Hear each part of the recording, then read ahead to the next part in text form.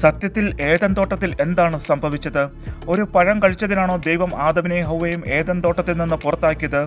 ജീവനുള്ള ദൈവത്തിൻ്റെ പുസ്തകമായ ബൈബിളിൻ്റെ അടിസ്ഥാനത്തിൽ പറയുമ്പോൾ അവിടെ രണ്ട് കാര്യങ്ങളാണ് കാണാൻ കഴിയുന്നത്. ഒന്നാമത്തെ കാര്യം, മനുഷ്യൻ ദൈവത്തെ അവിശ്വസിച്ചു. ദൈവം മനുഷ്യനോട് കൽപ്പിച്ചത്, തോട്ടത്തിലെ സകല വൃക്ഷങ്ങളുടെയും ഫലം നിനക്ക് ഇഷ്ടം പോലെ തിന്നാം, എന്നാൽ നന്മതിന്മകളെക്കുറിച്ചുള്ള അറിവിൻ്റെ വൃക്ഷത്തിൻ ഫലം തിന്നരുത്, തിന്നുന്ന നാളിൽ നീ മരിക്കും. എന്നാൽ സാത്താൻ പറഞ്ഞു, ആ ഫലം കഴിച്ചാൽ നിങ്ങൾ മരിക്കുകയില്ല, പകരം ദൈവത്തെ പോലെ ആകും. അതുകൊണ്ടാണ് ദൈവം അങ്ങനെ പറഞ്ഞത്. അപ്പോൾ അവസാനമായി അവിടെ നടന്നത്, സാത്താൻ പറഞ്ഞത് മനുഷ്യൻ വിശ്വസിച്ചു, ദൈവത്തിൻ്റെ വാക്ക് അവിശ്വസിച്ചു.